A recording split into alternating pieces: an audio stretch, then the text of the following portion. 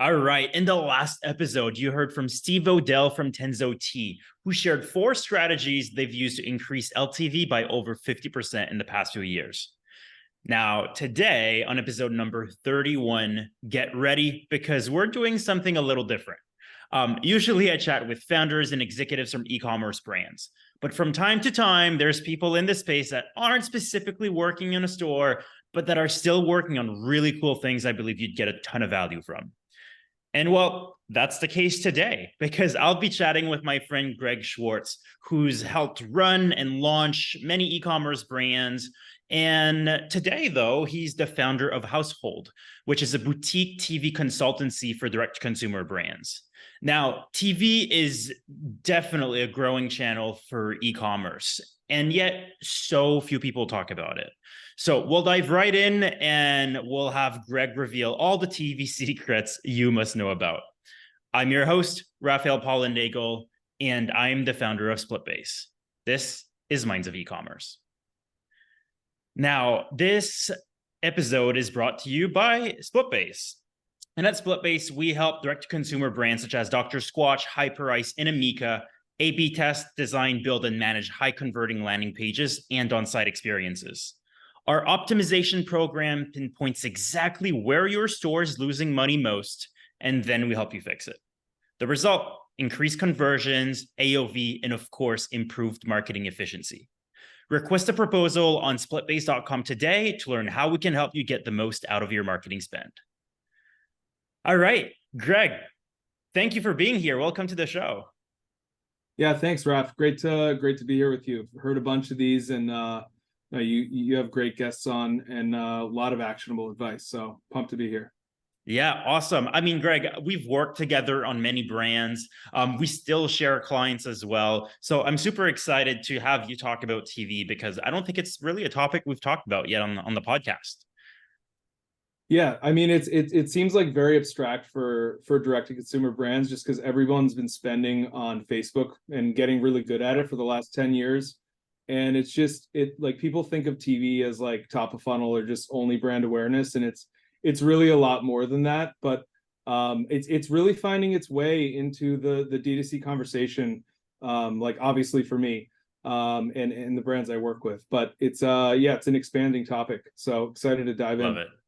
Yeah, well, so maybe just to provide context for people, because it does seem sometimes a bit esoteric for a lot of people. What is TV advertising in 2023? Are we talking streaming sites, cable, other things? Give us a little overview before we dive right in.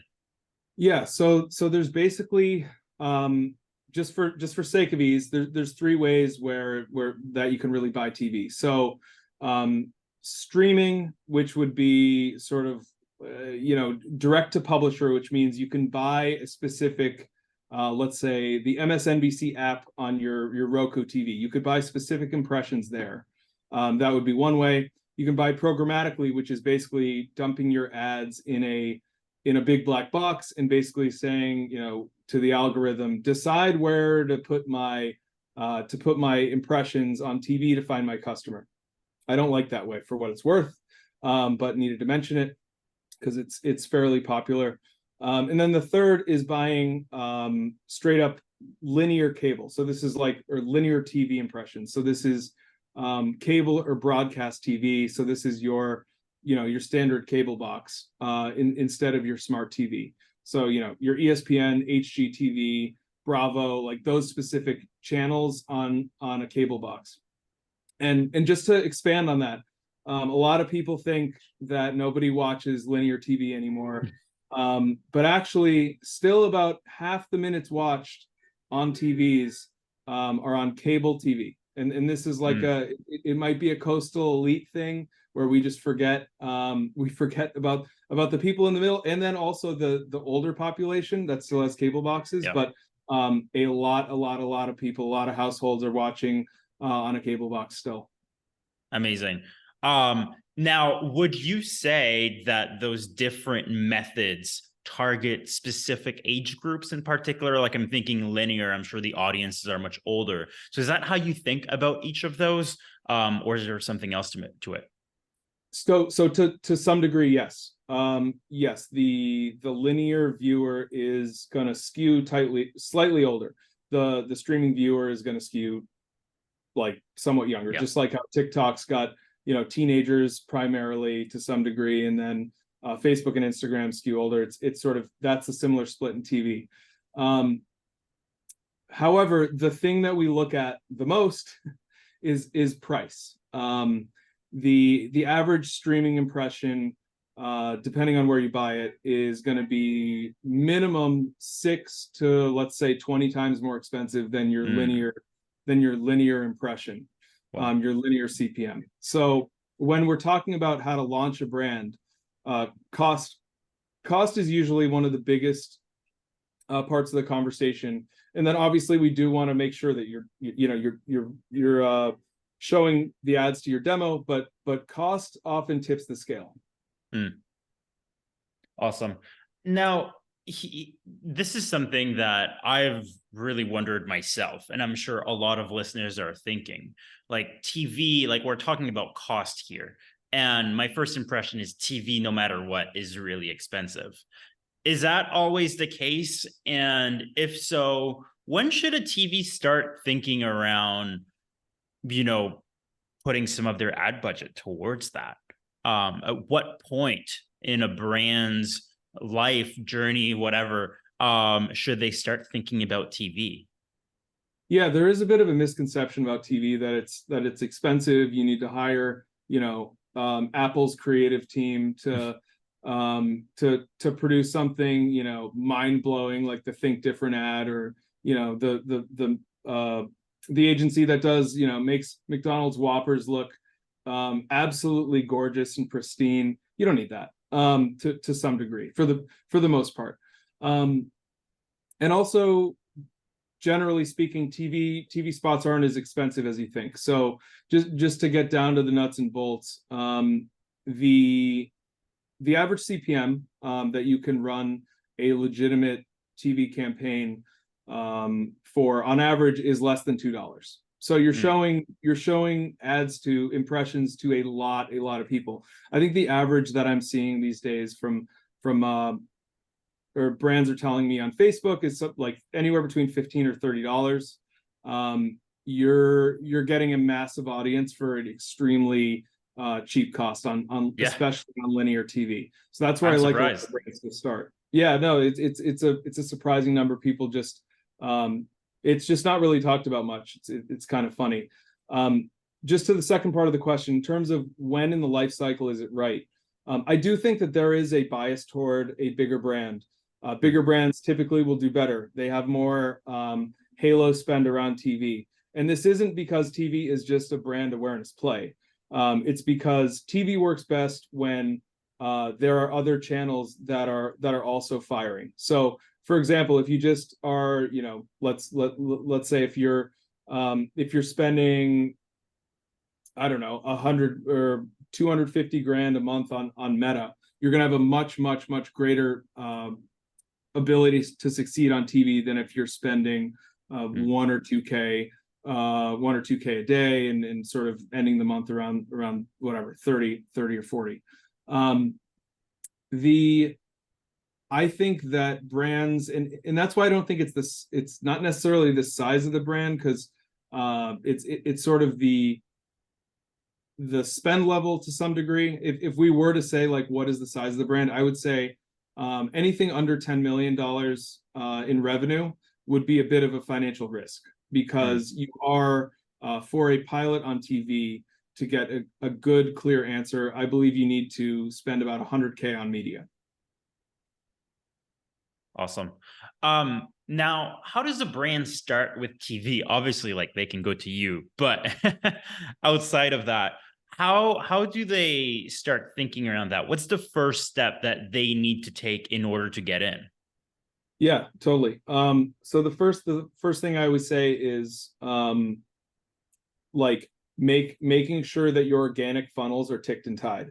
And they can go to you for that, actually. Yep. But really, honestly, that is a truly important detail that I will tell brands prior to taking anybody on. how's your organic funnel looking? Do you have landing pages that convert? Does your homepage convert? How does your funnel look for, cold traffic, for ad traffic, etc.? So if you do have funnels, organic funnels, Google funnels that are already working with keyword search, then you're in good shape. And the reason behind that is because that's how people find you from TV. Yep. They'll watch a television ad. They're not clicking anywhere. They actually have to physically pull out their phone or remember your brand the next time they go to your computer.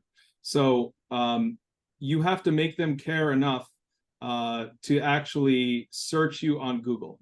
And it's kind of a funny thing because it's not that hard to do something like that. But it is much more labor intensive than clicking on a social ad, and people forget that. So often these people are more considerate, more qualified users than actually the people that are clicking from Facebook. So your conversion rate can actually be higher. However, you just need to make sure that you have your organic funnels really ticked and tied prior to launching. I guess in like along the same vein, you need to have creative that is native for TV. So okay, I was gonna ask about that next. Yeah, like a social creative, a YouTube creative, those are two different things.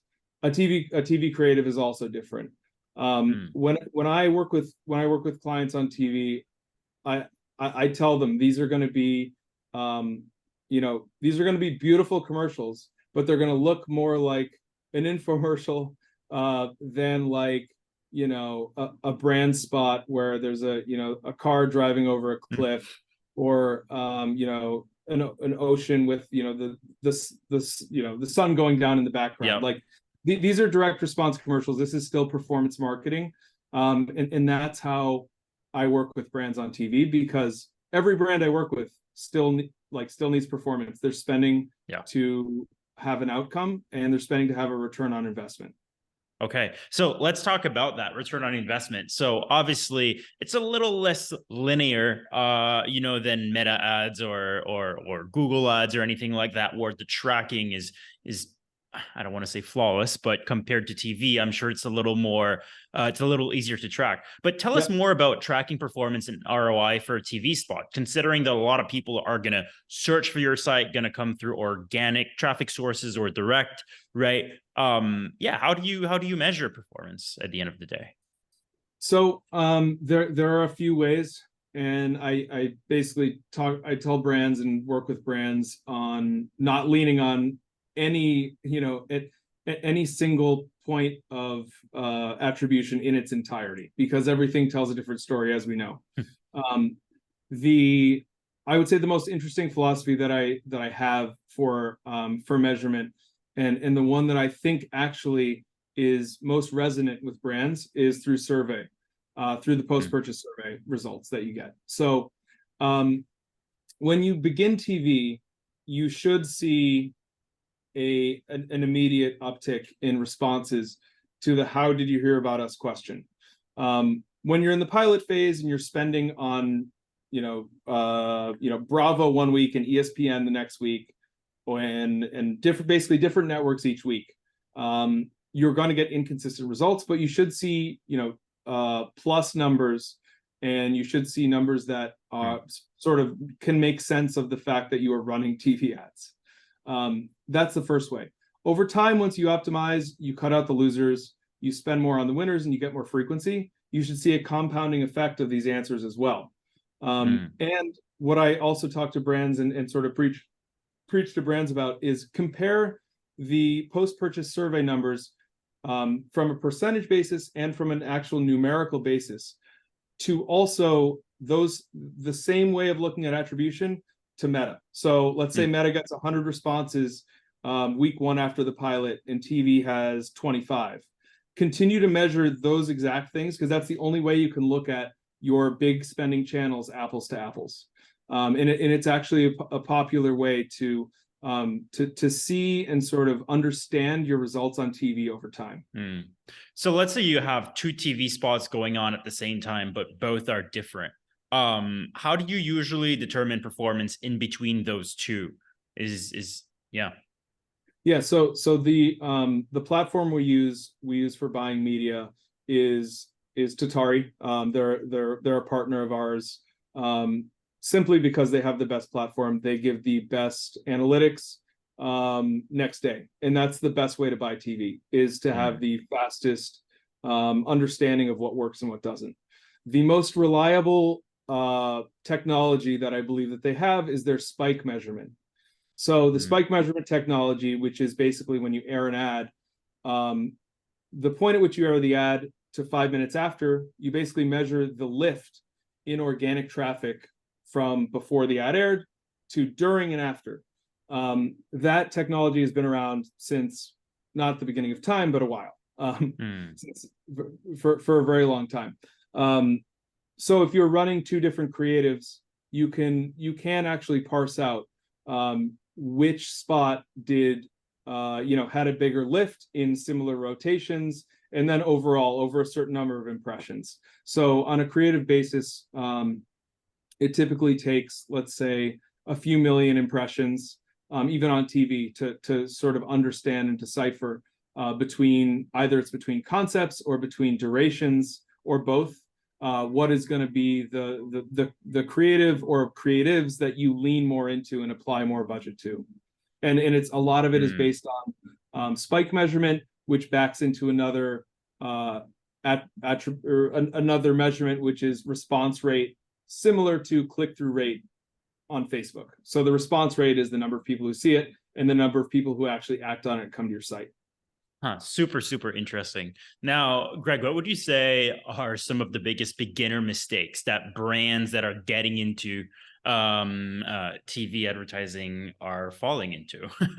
So there's the first one, which I think is the most common, is, well, the one that I see the most is sort of a creative mistake. I think that I've made over 150 TV commercials in the last year and a half. There is a right and a wrong way to make performance TV commercials. At this point, I can pretty firmly say that I know that. The things that I see that are sort of wrong are creative that's cut too quickly. So in a social ad, you're trying to interrupt, you're trying to pattern, sort of like pattern interrupt somebody that's doom scrolling on a device. On TV, you're not trying to interrupt somebody, you're not trying to distract somebody, you're trying to tell a clear, cohesive story in the 15 to 30 seconds allotted. The more clear and the more concise and the more coherent that your message is, the better it's going to resonate and the more likely they are to act.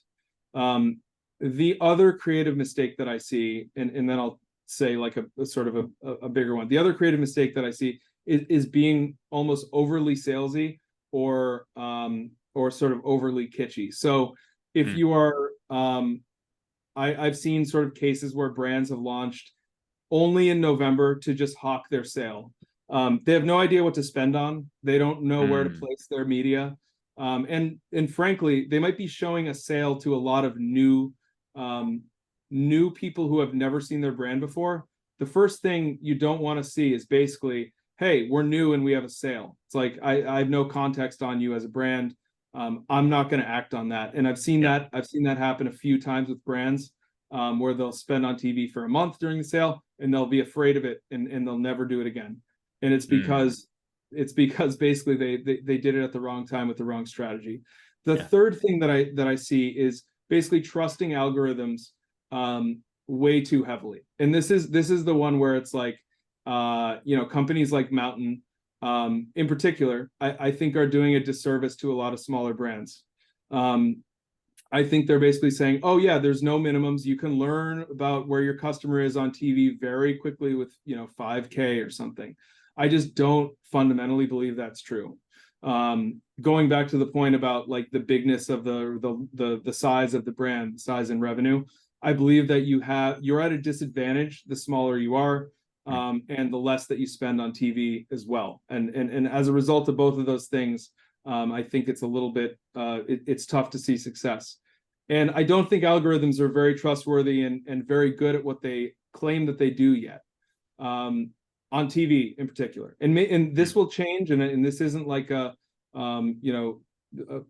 PSA or a hard stance that I only believe in one way of doing things. I do think that algorithms will get better, but there's been proven to be a lot of fraudulent impressions. Also, when you like, have you ever, just personally, have you ever seen a like watching streaming? Have you ever seen an ad 2 or 3 times in a row?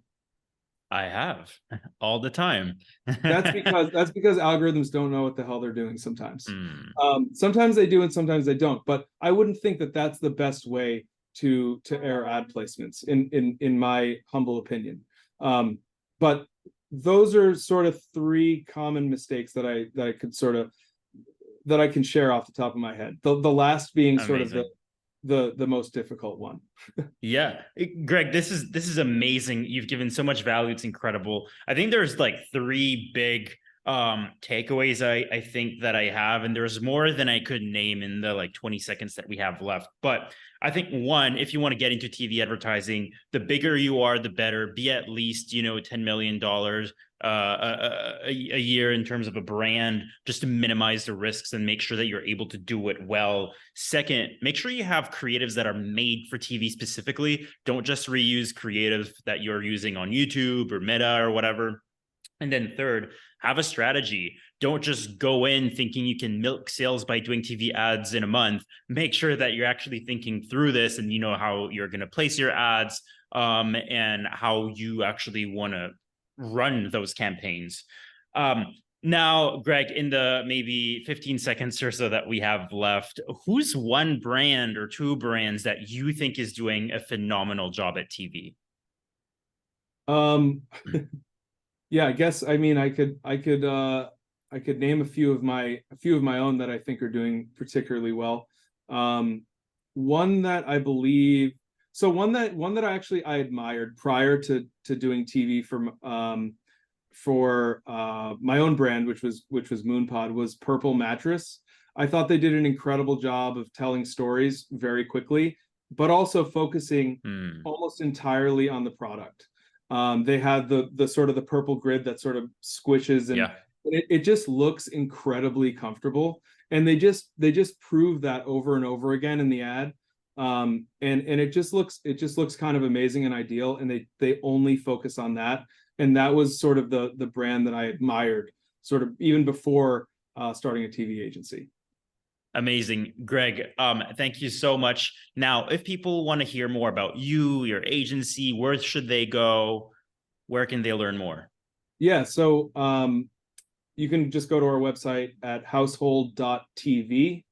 And I sort of chatter on LinkedIn a bit about TV when I have time. So you can connect with me there. And that's about it. All right. Awesome. Well, that's it for today's episode. Greg, thank you so much for your time. Super excited to have everyone listen to this. Have a great day. Thanks, Raph. Appreciate it.